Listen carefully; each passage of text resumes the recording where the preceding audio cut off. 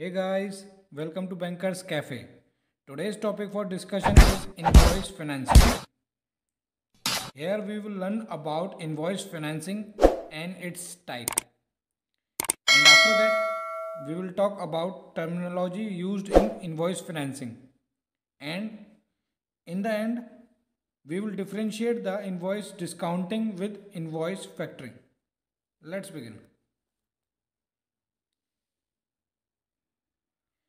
Before understanding invoice financing, first of all, we will segregate the word. After segregating, we will get invoice on one side and on another side we will get financing. So, financing is basically called as finance or we can say that funds, right? Whereas on other side, invoice is an account receivable or we can call it as export receivable, right? So, invoice financing is basically a method through which we can monetize our outstanding invoices, right? Or we can say that here receivable are used to obtain finance. Receivable means the invoices which are due on a future dated. So, invoice financing basically is what? Basically, it is a method, or we can say that it is a way or a medium through which a business gets a short term loan from a bank or it can be a financial institution against the outstanding invoices. Means basically in simple word, if I want to say that in simple word, invoice financing is nothing, it's just a medium to raise finance, right? So here invoices are used as a medium to raise finance, that is called invoice financing. Here we can see this in this diagram, the exporter. The exporter is also called as business, right? So here the exporter is selling its outstanding invoices. Here what exporter is doing? The exporter is selling its outstanding due invoices against which the bank is providing finance facility. That is called invoice financing. Let's move forward. Now we will talk about the type of invoice financing. Basically, invoice financing is of two types, invoice factoring and invoice discounting. Now we will learn these type of invoice financing in detail. First of all, we will talk about invoice factoring. Here invoices are being sold to third party. Here invoices are being sold. Now who is selling the invoices? The exporter, or we can say the business is selling its invoices. So if it is selling the invoices, then it means that someone is purchasing. Then the factor is purchasing the invoices. Means the exporter is selling the invoices and the factor is purchasing the invoices. So basically the third party is who? The third party is a factoring company, or it can be a bank, it can be a financial institution. So the exporter is selling the invoices and the factor is purchasing the invoices. So basically the third party is a factoring company. It can be in the form of a bank, it can be in the form of a financial institution, right? So as we know that here factor company is purchasing the invoices. So when it is purchasing the invoices, it means it is making an immediate payment to the exporter. Purchasing what means? Purchasing means paying someone against the invoices or against the outstanding account receivable, right? So here the exporter gets an immediate payment against the invoices, which is provided at a discount rate, basically a fee for a factoring company, right? So it now question is that how much will it get in advance payment or immediate payment? It depends on the arrangement that the business is having with a factoring company. It range between 60 to 70, 80%, and the balance is being paid once the customer pays to the factor. Then the balance portion is paid by a factoring to business after deducting its fees, charges, right? Now, third point is that it can be on with or without record basis. Now, what is this with or without record basis? We will discuss the same in this video later, right? Basically, in a invoice factoring transaction, there are three parties. Means the exporter, the importer, and the factor, right? But maximum it can be four. Now, when the four parties will be there in a transaction, when it will be a international factoring transaction, means the factoring transaction which is go beyond the domestic territory of a nation, right? Means if exporter is of some another country, importer is of some another country, then there will be a four party will be there. Means one is the import and its import factor, another one is the exporter and the exporter factor, right? So basically then there will be a four party when it will be a cross border transaction or international factoring transaction, then there will be four parties, else it will be three parties only if it is a domestic factory, right? Minimum three parties will be there, max four party if it is a cross border transaction. Now we will talk about the process flow of a invoice factoring. The process of a invoice factoring starts with a shipping of goods. The goods are being shipped by an exporter to the importer. Once the goods has been shipped, then the exporter sends the invoices to the importer, against which the importer has to make the payment. But here the importer will make the payment on due date. So now after receiving the invoices from the exporter, the importer will accept those invoices, and after accepting those invoices, then it will return back those invoices to the exporter. So once the exporter receives the accepted invoice copy, then it will submit those accepted invoice copy to the factor. Once the factor receives the accepted invoice copy from the exporter and other document, then the factor will verify the genuineness of the transaction and will verify those documents. After verification, and if it is found okay, then the factor will purchase the invoice and will make the immediate payment for a certain percentage of the total value of a goods or a service which is provided to the importer, right? So after purchasing,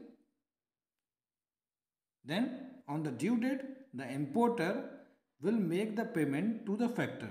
Now thing to be noted that here the importer will not make the payment to the exporter because the factor is involved in a transaction. So when the factor is involved in a transaction, then the importer has to make the payment to the factor, because here factor has already made the payment to the exporter by purchasing the invoices. So the full payment which is need to be made by an importer, then it should be paid to the factor only. Then factor will make the balance payment to the exporter after deducting its charges, fees, discounts, right? So this is all about the process flow of an invoice factoring transaction, right? Now we will move on invoice discounting. Invoice discounting, basically what is that here? Now things to be noted that in invoice factoring, the exporter is selling the invoices and the factor is purchasing the invoices. So here in invoice factoring, the sale and purchase of invoices is there, but here there is no sale, no purchase. But here the bank, let assume that here financier is a bank which is discounting the invoices, right? Let assume that financier is a bank, right? then the bank then the bank is granting a loan against the invoices, whereas in invoice factoring it is purchasing the invoices and then advancing fund. Here it is also it is advancing fund, but it is providing as a loan against the security of that outstanding invoices, but it is here not purchasing the invoices, just granting a loan. So there is a difference between granting a loan and purchasing the invoices. So this is the major difference between a invoice discounting and a invoice factoring. Though here also the bank, the financer has to make an immediate payment up to a certain percentage or up to a agreement value, means the agreement which a exporter have with his bank, means the sanction amount for invoice financing facility, whatever the portion is, whether it can be a 60%, 80%, it can be a 100% also. So it depends the arrangement that a exporter is having with a financer bank, right? It can be up to 100% value of that goods, or it can be 60, 70, 80%, whatever the agreement is there between both the parties, right? Means the exporter and the bank, right? Here minimum four parties should be there. One is the importer, one is the exporter, and their banks. Whereas in invoice factoring there are minimum three parties, but here minimum there should be four parties. Now we will discuss about the process flow of a invoice discounting, right? So basically the process starts of an discounting within shipping of goods. Here the exporter ships the goods through a shipping company or a forwarder to the importer. Once the goods have been shipped, then the exporter gets an original document from the shipping company or a forwarder as per the requirement of that. So once the original document received from them, then the exporter will forward or will submit those original document to his bank. Once the exporter bank has received the document from an exporter, then the bank will verify the document. After verifying the document, then it will discount the bill, right? So it will make a certain percentage of a payment as an advance as per the agreement. After that, once it has purchased the bill and make the payment in advance to the exporter, then it will forward those documents to the importer's bank. So once the importer bank receives the document, then it will release those documents to the importer only as per the instruction of foreign bank covering schedule. Means if the tenor is signed, then the importer has to make the payment, then only it can take the delivery of that goods. If it is a usance bill, then it has to accept the bill of exchange and then it can take the delivery of the goods. So whatever the tenor is, the importer bank can release the document according to that tenor. So after that, once it has received the document, it will make the payment. If it is a usance, else it will first make the payment and then it will receive the document. So on due date, the importer will make the payment to his bank. Then after that, his bank will forward that payment to the exporter bank. So after that, once the exporter bank receive the payment from an importer bank, then the exporter bank will adjust its outstanding liability by knocking off the bill by realizing that bill. So this is all about the process flow of a invoice discounting. Now we will understand the difference between both invoice discounting and invoice factoring. Somehow they seems to be a similar, but there were huge difference among them. Now what are those difference? Now we will learn these difference in this video. Now we will differentiate both basis on the sales ledger. Now before differentiating them, first we will learn what is a sales ledger is. Sales ledger, basically an account that a exporter maintains. So before understanding that, we understand this means the business. The business is also called as an exporter. We know that it is an exporter. Now the customer of an exporter means the customer of an exporter means it is an importer. This so this is an exporter and this is an importer. So for an exporter, the importer is what? It is an customer, right? So here I have taken three customer for an example to understand what a sales ledger is. So it is an exporter, it is an importer, right? ABC, right? So for a business, a customer A is a what? Is an importer. So an importer is what for business? It is a customer, right? So basically, a exporter has three customer A, B, C, right? Now this type of account basically have the details of customer of the business. Mean sales ledger is basically what? It is in that type of account which contains the detail of customer of the business. Means this type of account contain details about customer A, detail about customer B and C. Means how many there are customer of businesses, how many customer are there, what are their names, how much of item is sold to customer A, how much of item is sold to customer B, how much of item is sold to customer C, right? Against which invoices the item is sold to customer A, against which invoices the item is sold to customer B, against which invoices the item is sold to customer C, and some other details like what will be the due date when the customer A has to make the customer has to make the payment, what will be the due date when the customer B has to make the payment, right? What is the sale amount for customer A, what is the sale amount of customer B, what is the sale amount of customer D. So basically this type of account contain all detail about its customer, when it has exported the goods to customer A, when the customer A has to make the payment, whether it has make the payment in advance or not, or whether it is yet to make the payment. So all detail about the export and import aspect for any business, whether it has made the export or not for this, or whether it has received prepayment. So all detail about of its customer, that is called a sales ledger.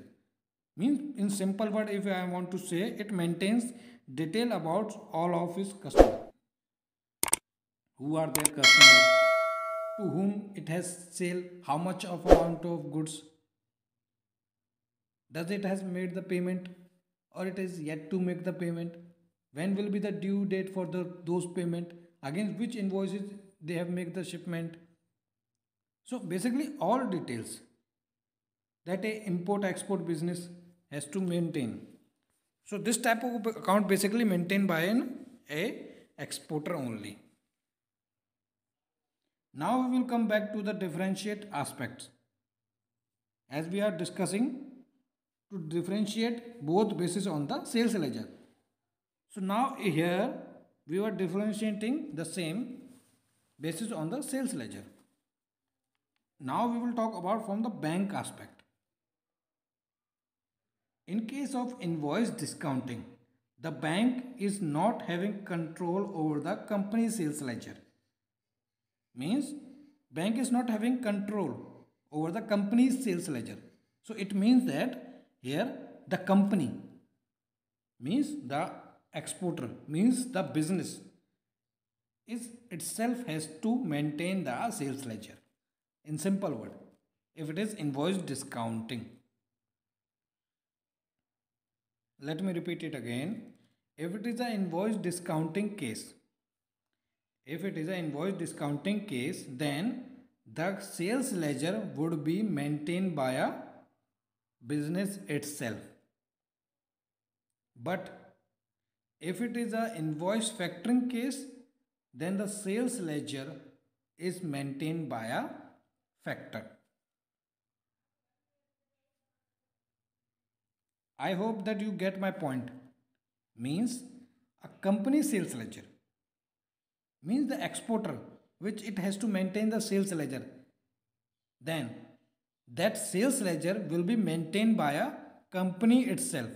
Means the exporter itself has to maintain that sales ledger if it is an invoice discounting case. If it is an invoice factoring case, then the same ledger would be maintained by a factor itself only.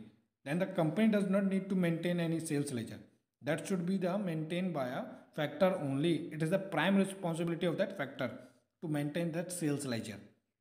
Because in that invoice factoring case, the factor has purchases the invoices and make the advance payment to the exporter. So now the factor has to maintain the sales ledger, means from which against which invoices it has make the payment to the exporter. So whether the factor has received the payment against that invoices or not,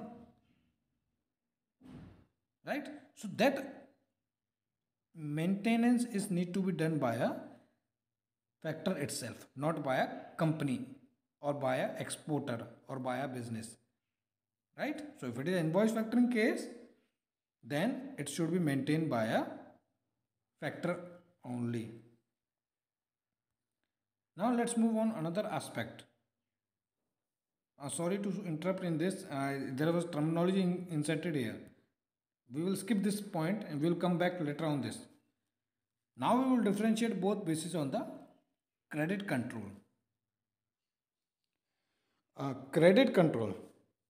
Credit control can be in the hand of business or it can be in the hand of factor. If it is an invoice discounting case,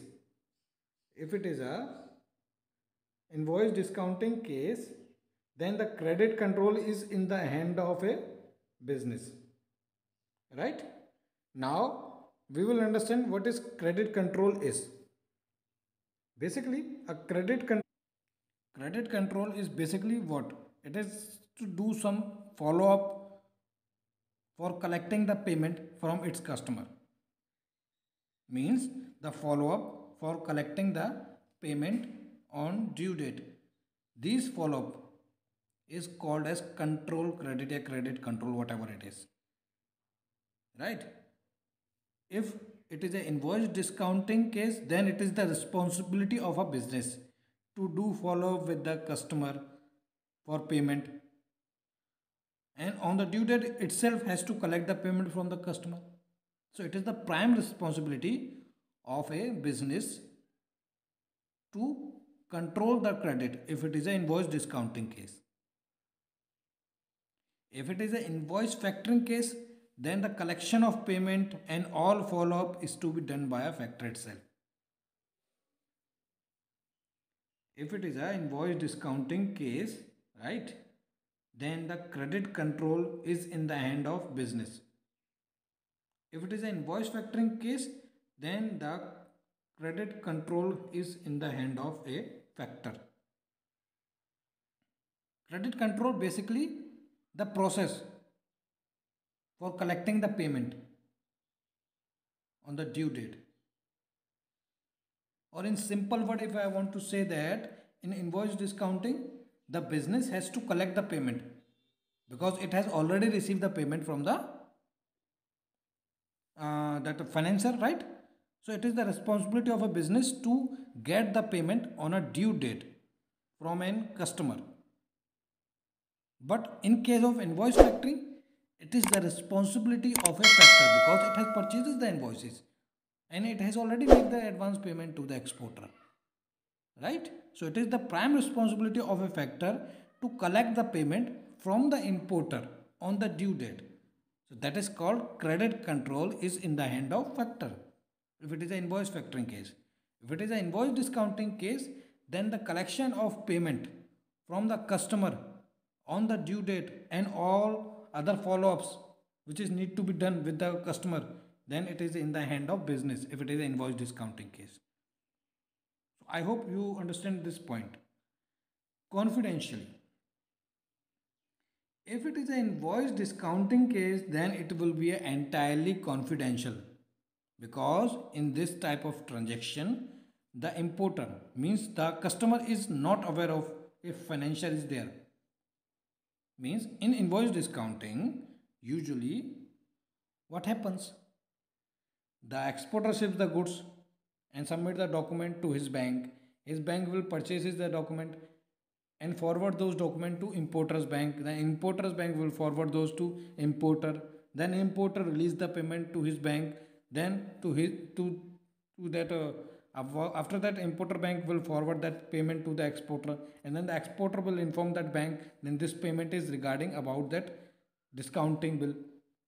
So once after that, then the portion is recovered from that customers from that exporter by a bank when it has received the payment. So usually in invoice discounting case, it is entirely confidential, because the importer is not aware whether there is a discounting happens of this bill or not, whether this bill is discounted or not, whether a financier is involved in this transaction or not. So the importer, the customer basically have no idea whether this bill is discounted, whether these invoices are discounted or not, whether the discounting bank is there or not. So usually it does not have any idea about that financier is active in this transaction, right? But if in a case of invoice factoring, the customer is aware, because the customer has to make the payment to the factor. As we know that in factoring case, what happened, the customer has to make the payment to the factor. So he is aware that factor is there in the transaction. To them, he has to make the payment, right? So in invoice factoring, the customer is aware that factor is there in the transaction. But in invoice discounting case, the customer is not aware whether a discounting bank is there or a financial is there or the bill is discounted. So it is confidential if it is invoice discounting case.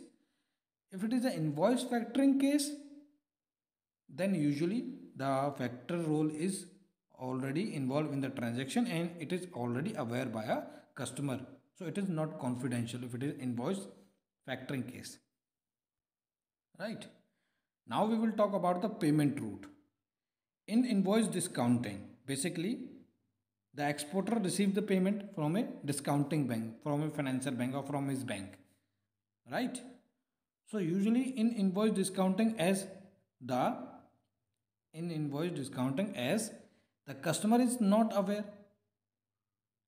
Usually in invoice discounting case, the customer is not aware whether any discounting bank is there, whether any financier is there, or whether the bill is discounted or not, right? So as usual in invoice discounting case, the customer means the importer makes the payment to the business, means the importer makes the payment to the exporter, and the exporter will knock off this bill with his bank, which it has already purchased the same bill. So now the bank will knock off that liability of the exporter by realizing that bill. So basically the payment flow from the importer to exporter and exporter to his bank, right? But in invoice factoring case, it's just opposite of that invoice discounting case, where the customer means the importer makes the payment directly to the factor, and after that the factor recover is its interest or its charges or fees, whatever it is. After that the balance will be paid to the exporter.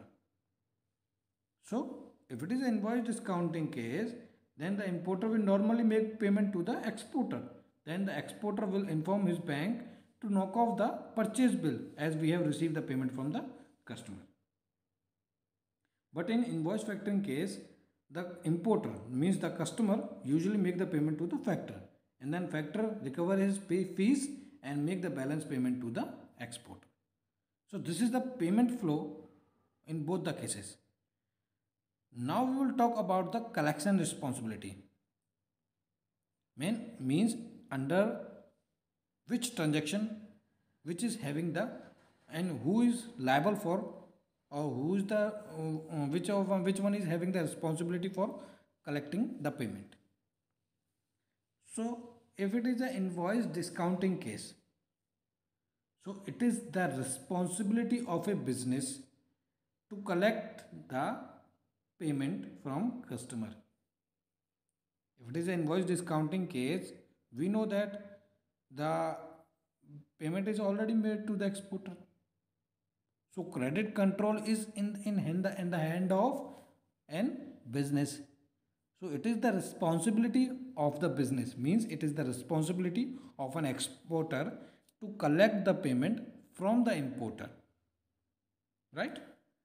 But in case of invoice factoring, it is the responsibility of a factor to collect the payment from the customer, right? Now let's move forward. Who owns the invoice? If it is an invoice discounting case, then the business will own the invoices, means control over the invoices is in the hand of business. Whereas in invoice factoring case, the factor owns the invoices because it purchases the invoices, means it owns the invoices. So it is in the hand of factor if it is invoice factoring case. If it is invoice discounting case, then the business owns those invoices.